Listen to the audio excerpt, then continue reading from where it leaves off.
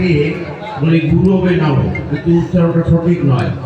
বাংলা ব্যাকরণ ও সংস্কৃত ব্যাকরণ পড়ে থাকলে বুঝবেন এক বচন দুই বচন, যদি গুরু হবে হয় তাহলে দুই বচন হয়, সেগুলো প্লুরাল নাম্বার হয়। আর গুরু হবে হয় তাহলে এক বচন হয়, সিঙ্গুলার নাম্বার হয়, আর প্লুরাল নাম্বার হয়ে যায়।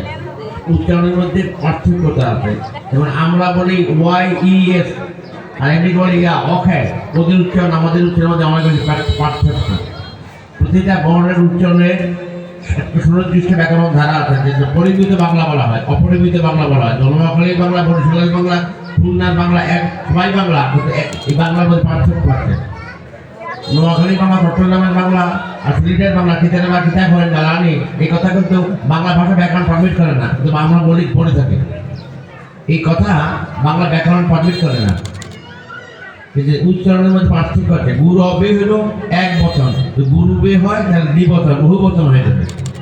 এই অনুষ্ঠানটি কি এবং কেন? সনাতন ধর্ম পৃথিবীর বিশ্বাসের মধ্যে অন্যতম সনাতন ধর্ম। সেখানে দেখানো হয়েছে একজন গাইড প্রয়োজন। গাইডের কাজটাকে দুই জায়গায় গুরু লাগে না মানুষের জীবনে, বাকি সব জায়গায় গুরু লাগে। All over the world recognize. কোন কোন জায়গায় গুরু লাগে না? খাওয়ায় গুরু লাগে না, বাচ্চা ছেড়ে মুখে দিলে চকলেট দিলে মুখে দিয়ে দেয়, কি করবে জিজ্ঞেস করে, জিজ্ঞেস করে অ্যাডভাইস একা করছে, পরামর্শ দেন কি করবে। তার ভোরে জন্মেছে গরুর বাচ্চা বাছুর, বিকালে ঘাস খায়, তাকে বলা হয় তুমি ঘাস খাও। শেখাবার জন্য কোনো ট্রেনিং ইনস্টিটিউট আছে?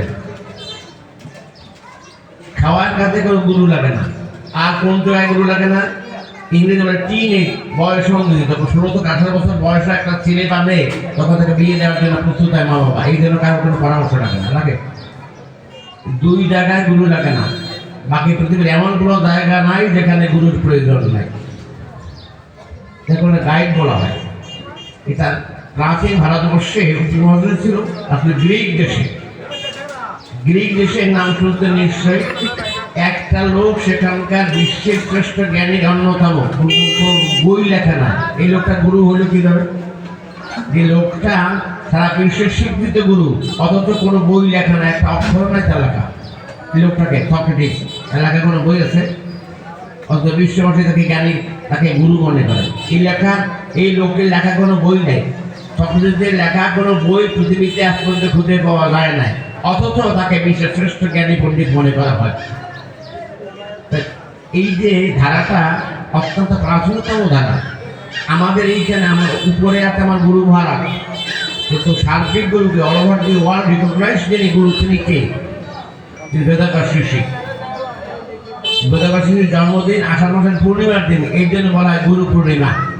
আষাঢ় মাসের পূর্ণিমার দিনে ব্যাসদেবের জন্মদিন, এই জন্য বলা হয় গুরু পূর্ণিমা, আষাঢ় মাসের পূর্ণিমার দিন। এই ভাবনাটি ভাবিত করা হয়েছে, এর পিছনে অনেক অনেক যৌক্তিকতা আছে। এই যে তুলসী পাতা, এটা দিলেন কেন? ফুল দিলেন কেন? পৃথিবীতে বহু গাছ আছে, গাছের কাজটাকে মানুষের জগতে, মনুষ্য জগতে, প্রাণী জগৎ অবিরাম 60 সালে নাক দিয়ে, এগুলি বলে ইংরেজি কার্বন ডাই অক্সাইড। আর এটাকে তৈরি করে গাছের পাতা, বেশি বলে তুলসী পাতা, এই জন্য এটাকে গাছের পুজো করা হয়। ইংরেজি বলে বেসিলা। এত ভালো গাছ পৃথিবীতে আর নয়। মানুষ যখন মারা যায় তখন বলি তুলসী পাতা দেয় না, স্বর্গে দেওয়ার জন্য, নরকে দেওয়ার জন্য। আমি যদি মারা যাই, আমার নাক দিয়ে, কান দিয়ে, চোখ দিয়ে অবিরাম এখান থেকে বিদেশ থেকে আমার রোগের জীবাণু, সেগুলো তুলসী পাতা দেওয়া থাকলে আমার এই রোগের জীবাণু বাইরে গিয়ে অন্যকে আক্রমণ করতে পারবে না। এটা মানুষ মারা যাওয়ার সঙ্গে সঙ্গে তুলসী পাতা দিতে হয়। আমার মনে করি এগুলি হালকা জিনিস, আপনার প্রতিদিন জিনিসের ভিতরে একটা গভীরতা আছে।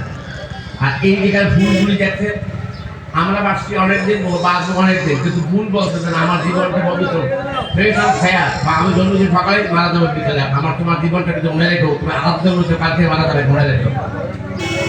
উল্টে বলছে আই এম ফ্রেশ, আমি কোনো পাপ করি নাই, ভাই বর্ন কাছে আর্লি ইন দ্য মর্নিং, ভাই ব্রেথ ইজ দ্য ইভিনিং, আমি বিকেলবেলা মনে যাবো। তোমার জীবনটাকে মনে রেখো, তোমার জীবনটাকে অনন্তকাল বিনয়, this movement or that movement. প্রতিটা জিনিসের সুন্দর সুন্দর অর্থ আমরা জানি না বা বুঝি না, এই জন্য গুরুত্ব খুব কম বহন করি। গুরুর একটা শক্তি আছে, দেখানো হয়েছে কি, আপনারা লেখাপড়া শিখছেন সবাই। মাঝখানে থাকে সূর্য, ইউরেনাস, নেপচুন, প্লুটো, শনি, মঙ্গল, পৃথিবীর কোথায় কি ঘটছে এই যে ঘরটা থেকে ইংরেজি বলে সাইক্লিক অর্ডার, আর এটা ইংরেজি নাম সোলার সিস্টেম, সৌরমান্য। এইখানে বলা হয়েছে এই মন্ত্র যে লিখছেন সাংঘাতিক পণ্ডিত, এক আধুনিক যুগের আইনস্টাইন, পিথাগোরাস, নিউটন সব ফেল এই মন্ত্রের ক্ষেত্রে। সে বলছে O God who lives everywhere in the world, not on world but outward. বিশ্বে এমন কোনো জায়গা নাই, গ্রহ নক্ষত্র নাই যেখানে তোমার অস্তিত্ব নাই। আমি এমন একটা মূর্খ মানুষ, অজ্ঞ মানুষ, কয়েকদিন যার কারণে ওপেন মাই আই। হে গুরু, তোমার কাছে আমার একটাই মাত্র অনুরোধ, আমার চোখটা ওপেন করে দাও, বলতে সর্বত্র ভগবানকে দেখতে পাই। কতগুলো হাইটের কথা বলছি। এই তৈরি করছেন যিনি, সেই পণ্ডিত কত বড় পণ্ডিত, সারা সৌরমণ্ডলের পণ্ডিত পর্যন্ত। আপনারা দুজন মহিলার নাম শুনছেন, একজন মহিলা জীবিত, একজন মহিলা নাই, না জানেন? কল্পনা চাওলা, সুনীতা উইলিয়াম, নাম শুনছেন? কল্পনা চাওলা, সুনীতা উইলিয়াম, সুনীতা উইলিয়াম এখনো জীবিত আছে, এখনো মহাশূন্যে আছে, 2 মাস পর্যন্ত মহাশূন্যে বসবাস করতেছে। পৃথিবীর বাইরে বসবাস করতেছে এক মহিলা, তার নাম হল সুনীতা উইলিয়াম। সে বলছে এই পৃথিবীতে কতটুকু ছোট তা বাইরে গিয়ে বলবো, হাজার লাখ লাখ বিশ্ব আছে এর বাইরে, এখানে ভগবান সর্ব প্রস্তুত আছে। তারা হলে ভগবানকে আমরা অতি সহজেই খুঁজে পেতাম। অন্তর্জগতে ভাবনা যদি ভগবানকে খুঁজে পেতে হয়, ধ্যান ভজন দ্বারা ভগবান কাছে যাওয়া সহজ আছে, ইটারনাল আই দ্বারা। আজ বিকেলে আবার বলবো জয় জগৎ।